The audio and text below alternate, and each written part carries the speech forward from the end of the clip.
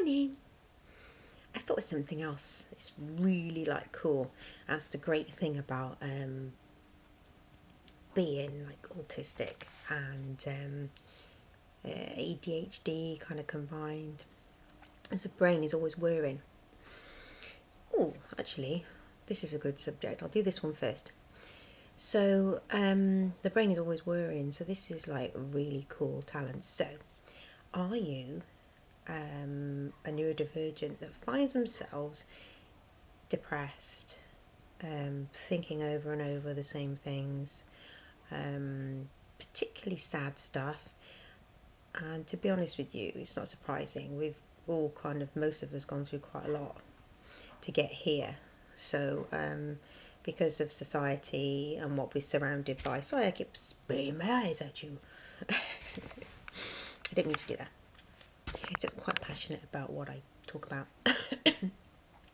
So if you find yourself here and you're thinking a lot about all these sad stuff, and I know there needs to be a period of time where you can recover from that if you can and find your peace. I've found my peace and a haven where I can have peace. And if you have a situation where you can't really get out of, if you can try and find spaces and pockets somewhere, a park, a library, somewhere, what I went to was an art museum, one in Cardiff, and just sit and look at the paintings. That was very therapeutic for me. But you might not like art. I don't know, look at water by a river, or these kind of like calming, the sea, these kind of calming things to help soothe our brain from the things that you might have been through and the lack of understanding we have around us, which is very upsetting. So I'm going to say what I've done with my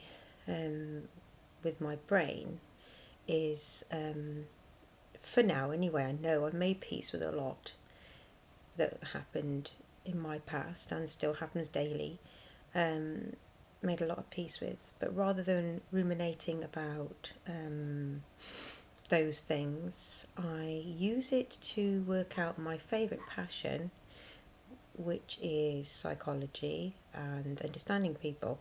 So my brain is always whirring, and what it used to do when I was in a very down state, would ruminate about all the sad stuff all the time, because what I kind of realised was, I've probably done a video on this already, was that my brain needs to think constantly, and you might find you're the same. Your brain needs to be whirring all the time.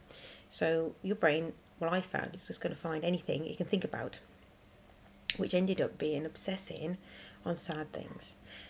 And I thought, hang on a minute, if I spent this much time thinking about the sad stuff as I did on a maths sum, say, because I don't mind maths, I'd probably be a genius by now. Because I spent so much time thinking about my sad stuff. Loads of time thinking about my sad stuff.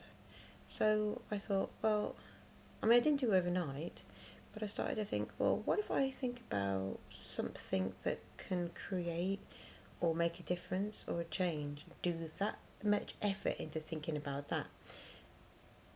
I'm not dismissing the fact that when you've been through something really sad and traumatic and things, that you can't spend time thinking about that, because you do need a period. It's like loss, bereavement, isn't it?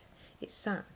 So I think a healthy part is we need to kind of spend some time on those things and love ourselves and hug ourselves and realise certain things, not blank them out. But because I'm 50 and I've done that for a little while, for me anyway, I thought I'm going to use my brain somewhere else now. It doesn't mean that I don't sometimes reminisce, because I do. But I spent a lot of time on psychology and thinking about and working things out. And my next topic is something that I've been, only momentarily while I was doing the dishes, had a little like light bulb, which I've probably visited before, but I'm going to do it again in a minute.